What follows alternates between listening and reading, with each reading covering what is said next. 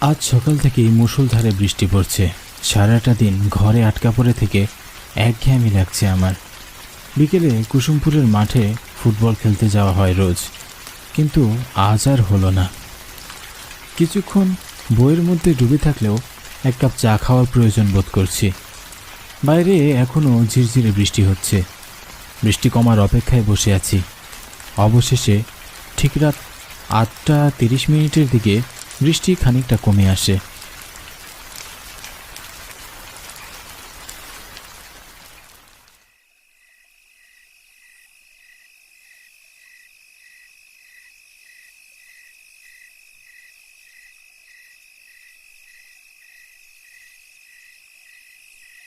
বাড়ি থেকে বের হয়ে গ্রামের রাস্তা ধরে হাঁটছি।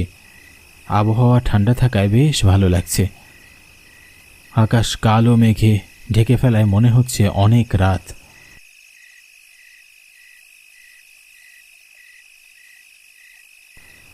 গ্রামের কর্দমাক্ত রাস্তায় হাঁটছি, ভালো লাগছে বেশ। উদ্দেশ্য হরণ কাকার চায়ের দোকানে যাওয়া।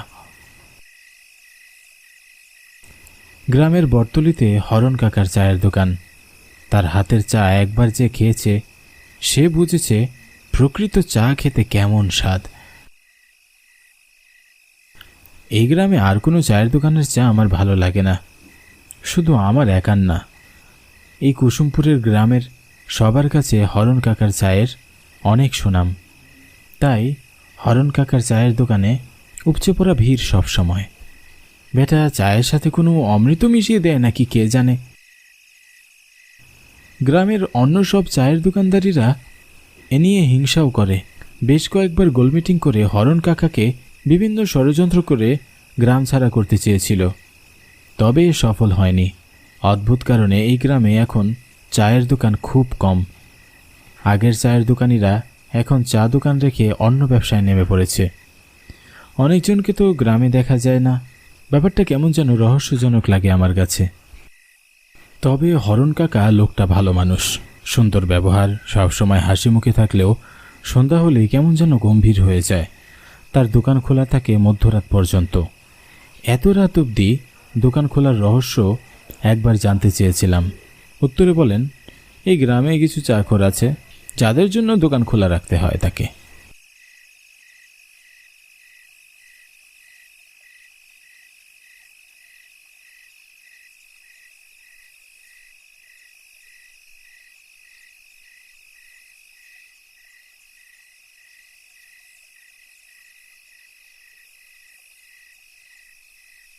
আমি চায়ের দোকানে পৌঁছে দেখি সেখানে আগে থেকে একজন ক্রেতা বসে আছে। তারা হরণ কাকার সাথে গল্প করছে। আমাকে দেখে তারা কথা থামিয়ে ড্যাব ড্যাব করে তাকিয়ে থাকে আমার দিকে। আমি বেঞ্চে বসে হরণ কাকার দিকে তাকিয়ে একটা মুচকি হাসি দিয়ে জিজ্ঞাসা করলাম, কেমন আছেন হরণ কাকা? আমি ভালো আছি কোনো রকম। কেন কোনো রকম থাকলে কি হবে নাকি? এই গ্রামে এই একটা মাত্র চায়ের দোকান, তুমি অসুস্থ হয়ে মরে গেলে আমরা কি না খেয়ে থাকবো নাকি? এই গ্রামের সব চাকররা কিন্তু মারা যাবে এই শোকে। আমার কথা শুনে হরণ কাকা মুচকি হাসে, আর তখনই আমার পাশে বসা লোকটি আমাকে উদ্দেশ্য করে বলল, এ নিয়ে চিন্তা করবেন না, হরণ কাকা তো অমরত্ব পেয়ে গেছে, এত সহজে মরবে না। দেখা যাবে হরণ কাকার আগেই তুমি মারা গেছো। কি? লোকটার কথায় আমিও মুচকি হাসি। মৃত্যু যখন লেখা থাকবে তখন তো মরতেই হবে। হরণ কাকা, আমি তোমার দোকানে শুধু চা খেতে আসিনি। তাহলে কেন এসেছিস এত রাতে? আমি এসেছি আজ তোমার মুখে ভূতের গল্প শুনতে। আজ সারাদিন বৃষ্টি হয়েছে, বৃষ্টির থেকে বের হতে পারিনি। এখন তোমার মুখে ভূতের গল্প শুনে একঘেয়েমিটা দূর করা যাবে। শুনেছি তুমি নাকি অনেক ভালো ভূতের গল্প বলতে পারো। ঠিক আছে, তুমি যখন শুনতে চাইছো তখন আজ আমি আমার জীবনে ঘটে যাওয়া একটা সত্য ঘটনা শোনাবো। তার মানে তুমি কি সচক্ষে ভূত দেখেছো? হ্যাঁ দেখেছি। তাহলে আজ শোন। আজ থেকে 6 মাস আগে আমি শহরে গিয়েছিলাম। দোকানের জন্য সদাই কিনতে প্রায় আমাকে শহরে যেতে হয়, তো সেদিন শহর থেকে ফিরতে একটু দেরি হয়ে যায়। নদী পার হতে গিয়ে বাঁধল এক বিপত্তি। ঘাটে কোনো নৌকা নেই। ক্লান্তি নিয়ে নদীর ঘাটে দাঁড়িয়ে থাকি অনেকক্ষণ। ভেবেছিলাম সারা রাত বুঝি নদীর ঘাটে বসে থাকতে হবে, কিন্তু হঠাৎ কানে ভেসে এলো পানির শব্দ। আমি নদীর দিকে তাকিয়ে দেখি একটা নৌকা আমার দিকে এগিয়ে আসছে।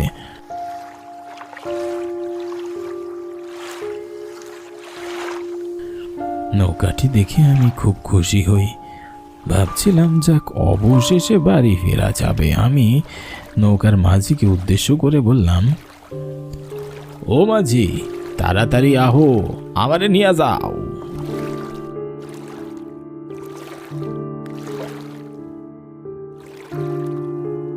মাঝি আমার কথা শুনে এগিয়ে আসে। আমি নৌকায় উঠে বসি।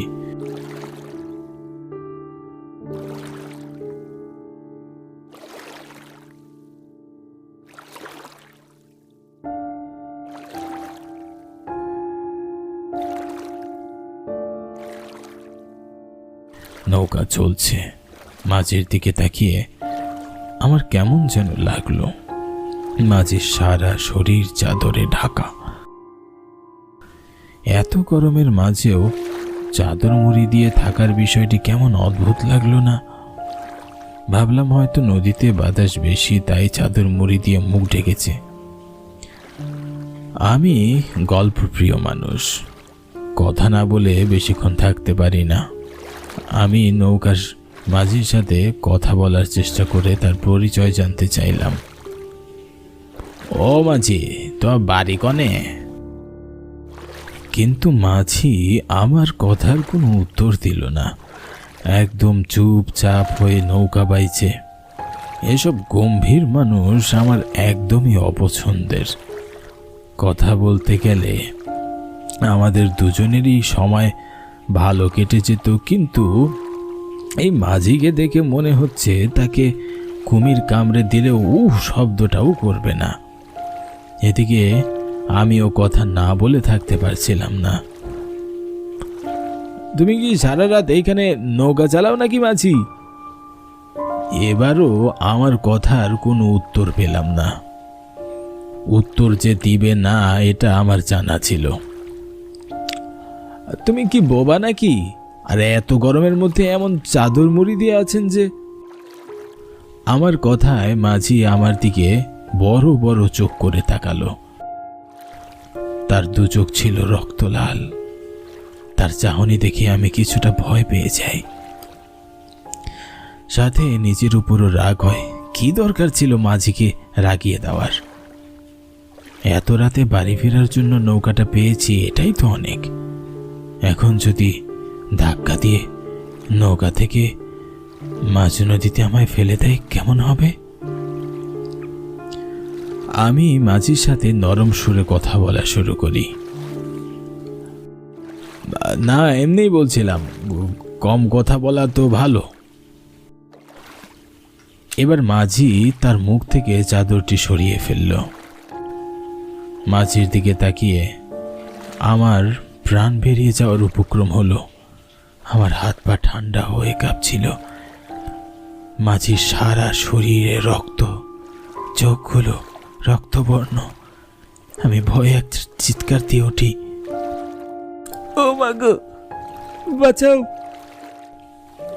জানি এত রাতে আমাকে কেউ বাঁচাতে আসবে না। ঘাট থেকে নৌকা এখনো বেশ দূরে। আমি কি করব কিছুই বুঝে উঠতে পারছিলাম না। অনেক শখ আমার সাথে কথা কনের। আয়, কথা কো আমার নাকি? এখন মুখে কথা নাই কেন তোর? কথা কবই যায়, একটু পড়তো তোর তোমার বন্ধ কইরা দিমু। অশরীরী আত্মার মুখে এমন কথাগুলো শুনে আমার সারা শরীর শিউরে উঠল। জীবনে এত বেশি ভয়ের সম্মুখীন কখনো হইনি। কি করব বুঝতে পারছিলাম না। ঘাটে এখনো নৌকা ভিড়তে দেরি আছে। ততক্ষণে আমি প্রাণটা হারিয়ে ফেলবো বোধ হয়। উপায়ন্তর না দেখে আমি নদীতে ঝাঁপ দিই। সেদিনের সেই দৃশ্য ভেসে উঠলে এখনো আমি ভয়ে শিউরে উঠি। কত ভয়ঙ্কর হয় অশরীরীগুলো দেখতে। তাদের মনে দয়া মায়া কিছুই থাকে না, হাতের কাছে পেলেই মেরে ফেলে। তোমার ভাগ্য ভালো সেদিন তুমি বেঁচে গিয়েছ। জানি না কেন হরণ কাকা আমার দিকে তাকিয়ে এক রহস্যের হাসি হাসল। হরণ কাকার জীবনের ভয়ের গল্পটা শুনে আমার নিজেরই ভয় লাগছিল। সত্যি বলতে আমি খুব একটা সাহসী না, তবে ভূত বিশ্বাস করাটা নিছক পাগলামি মনে হয়।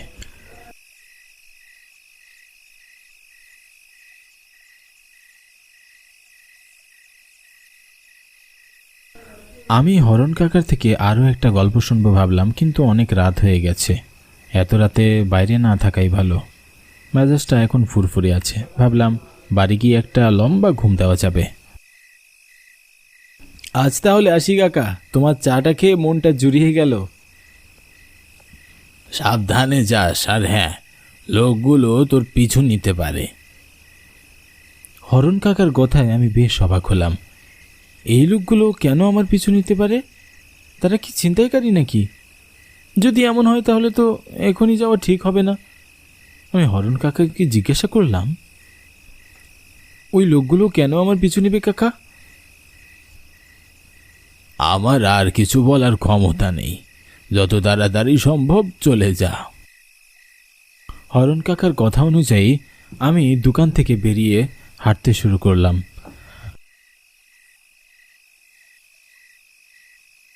যদি সত্যি সত্যি লোকগুলো আমাকে অনুসরণ করে, দ্রুত পায়ে হাঁটছি আর ঘন ঘন ঘামছি।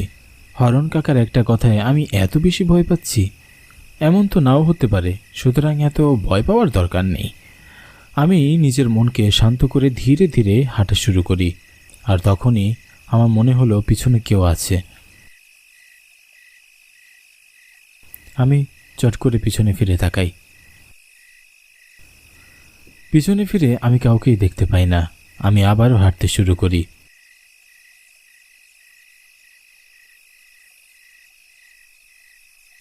ঝিঝি পোকাদের ডাক মনের ভিতর লাফিয়ে উঠছে। হরণ কাকার কথা যদি সত্যি হয়, তাহলে আজ তো বাড়ি ফিরা হবে না। ছিনতাইকারীরা আমাকে ধরলেও কিছু পাবে না। আমি বাড়ি থেকে বের হওয়ার সময় কিছুই নিয়ে আসিনি, পকেটে শুধুমাত্র 50 টাকা আছে। আবারও পিছনে হাঁটার শব্দ হচ্ছে। আমি এবারও পিছনে ফিরে তাকাই, কিন্তু কাউকেই দেখতে পাই না। অথচ হাঁটার শব্দ পাচ্ছি। নাকি হরণ কাকার ভূতের গল্প শুনে আমার এমন ভুল মনে হচ্ছে? কিছুই বুঝতে পারছি না। আমি যত দ্রুত সম্ভব হাঁটতে থাকি। পিছনে হাঁটার শব্দ এখনো আসছে।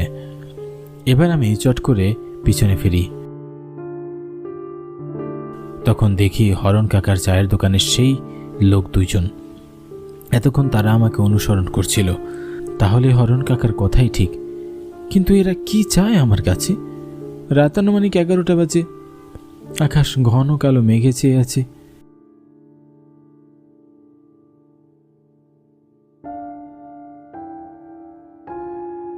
চারিদিক থেকে ঝিঝি পোকার ডাক ভেসে আসছে। লোক দুইটা আমার দিকে এগিয়ে আসছে। আমি জোরে জোরে হাঁটতে লাগলাম।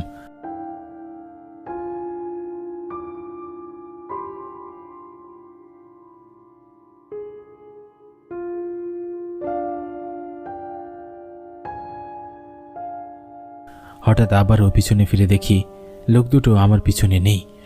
আশেপাশে তাকিয়ে দেখি পুরো রাস্তা একদম ফাঁকা, আমি ছাড়া আর কেউ নেই। এমন সময় আমার কাঁধে কারো হাতের স্পর্শ পেলাম।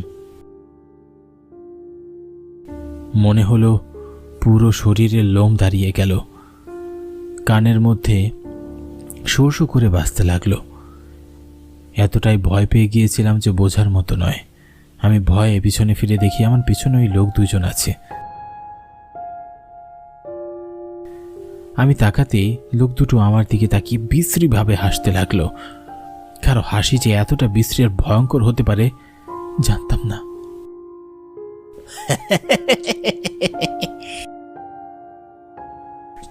আপনারা আমার পিছু নিয়েছেন কেন? দেখুন, আমার কাছে কোনো টাকা পয়সা বা কিছুই নেই। দয়া করে আমাকে যেতে দিন। আমাদের তো টাকা পয়সা চাই না, তোকে চাই। তোকে খেয়ে আমাদের রক্তের খোদান বাবা। মানে কি বলছেন আপনারা? দেখতে না দেখতেই লোক দুটো ভয়ঙ্কর রূপ ধারণ করলো। তাদের সুন্দর চেহারা নিমেষে বিভৎস হয়ে গেল। মুখ ঝলসে আছে, চোখ থেকে রক্ত বের হয়ে পড়ছে। আমি ভয়ে একটা চিৎকার দিয়ে দৌড় দিতে থাকি। ছেড়ে দাও, ছেড়ে দাও আমাকে।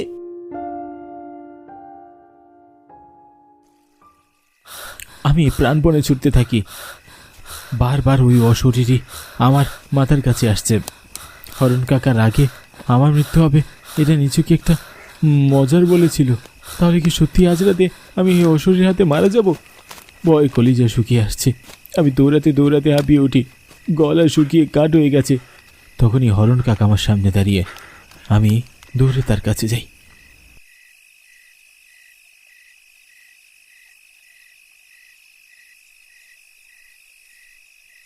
হরণ কাকা, ওরা ওরা আমি মেরে ফেলবে, বাঁচান, ওই শরীর দুটো আমি মেরে ফেলবে। কে তোর হরণ কাকা? সেদিন সেই মাঝি আমারও মাইরা ফেলছিল। অশরীরীদের হাত থেকে বাইসা থাকুন যায় না, আজ তোরাও মরতে হইব রে। হরণ কাকা হেসে ওঠে, অস্বাভাবিক সেই হাসি। আমি ভয়ে পিছিয়ে আসি। এ যেন আমাদের পরিচিত হরণ কাকা নয়। কি বিভৎস লাগছে হরণ কাকাকে দেখতে। সুন্দর নিষ্পাপ চেহারাটা হঠাৎই ভয়ঙ্কর হয়ে উঠল। ঝলসানো মুখ আর পুরো শরীর রক্তে মাখানো। আমি কি করব কিছুই বুঝে উঠতে পারছিলাম না। দুপাশ থেকে তারা আমার দিকে এগিয়ে আসছে। আমি ভয়ে চোখ বন্ধ করে ফেলি। হঠাৎ চোখে টর্চের আলো পড়তেই আমি চোখ তাকিয়ে দেখি টর্চ হাতে একটা লোক আমার দিকে এগিয়ে আসছে। আমি ভয়ে কিছু বলার শক্তি হারিয়ে ফেলেছিলাম।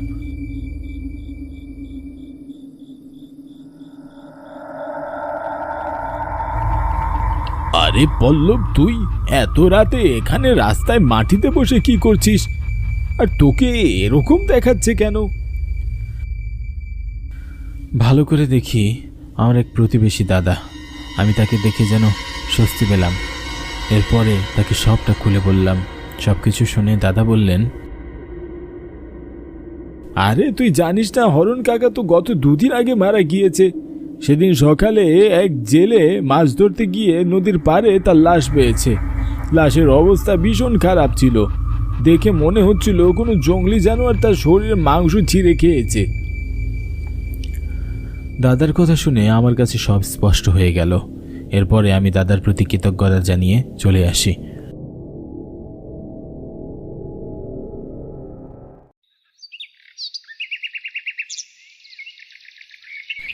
সকাল থেকে আমার প্রচণ্ড জ্বর, প্রচণ্ড ভয়। আমার অবস্থা খুব খারাপ, খুবই খারাপ যায় 1 সপ্তাহ। এই ঘটনার পর আমি আর কখনো হরণ কাকার দোকানের দিকে যাইনি।